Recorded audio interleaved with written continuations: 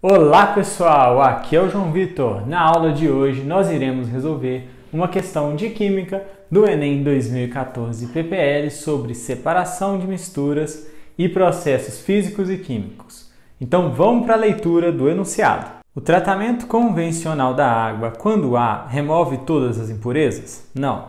À custa de muita adição de cloro, a água que abastece residências, escolas e trabalhos é bacteriologicamente segura.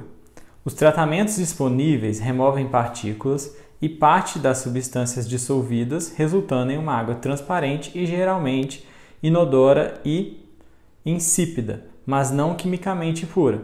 O processo de purificação da água compreende etapas distintas que são a decantação, a coagulação, floculação, a filtração, desinfecção e fluoretação. Dentre as etapas descritas, são considerados processos químicos. Então, essas são as 5 etapas: decantação, coagulação ou floculação, filtração, desinfecção e fluoretação. E a gente tem que responder quais duas delas são processos químicos e não físicos de separação de misturas. Se a gente entende como funciona cada uma, fica fácil diferenciar, porque o processo físico envolve um processo em que não há mudança da natureza das substâncias envolvidas, ou seja, não acontece reação química. Eu só mudo de lugar, eu posso até mudar de cor, mudo de temperatura, mas sem mudar a substância. Já no processo químico acontece uma reação química. É uma mudança em que as substâncias do início são diferentes das substâncias no final. Na decantação, por exemplo, eu tenho um processo físico, porque a decantação é simplesmente a separação de duas fases por diferença de densidade. Então imagina que eu tenho água e óleo misturados. Se eu deixar eles quietinhos, vai ocorrer essa decantação, essa separação por diferença de densidade numa mistura heterogênea, mas eu vou ter as mesmas substâncias do início. Então a decantação é um processo físico. Já na coagulação, floculação, eu tenho um processo químico. Por quê? Nesse caso, eu estou adicionando à minha água um agente, uma substância que vai aglutinar as impurezas aqui na água em volta dela, se ligando a ela através de uma ligação química. Então acontece aqui alguma reação que vai mudar a natureza dessas substâncias. Quando acontece uma coagulação, por exemplo, muda-se a natureza porque ali existiu uma reação química que coagulou aquela água. Para isso tem que ocorrer um processo químico. Então aqui é um processo químico, na decantação é um processo físico. Continuando, a gente tem filtração, e uma filtração é um processo físico também.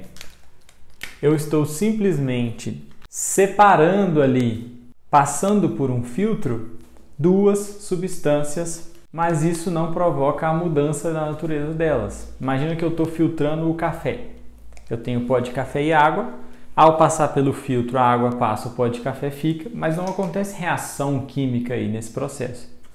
Então a filtração é um processo puramente físico, eu não mudo a natureza das substâncias do início para o final. A desinfecção, não, a desinfecção é um processo químico, porque a desinfecção implica a adição de uma substância química, que normalmente é o hipoclorito, que vai liberar cloro na água.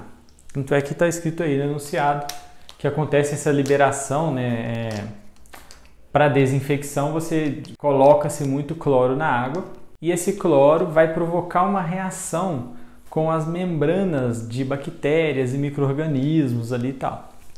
Então esse cloro ele é adicionado justamente para provocar essa reação que vai matar esses micro-organismos, destruindo a membrana deles. Então para isso ocorre uma reação química entre o cloro e parte desses micro-organismos. Logo, isso é um processo químico. Já na fluoretação, a gente também tem um processo físico, porque na fluoretação eu estou simplesmente dissolvendo algo em água para disponibilizar flúor na água.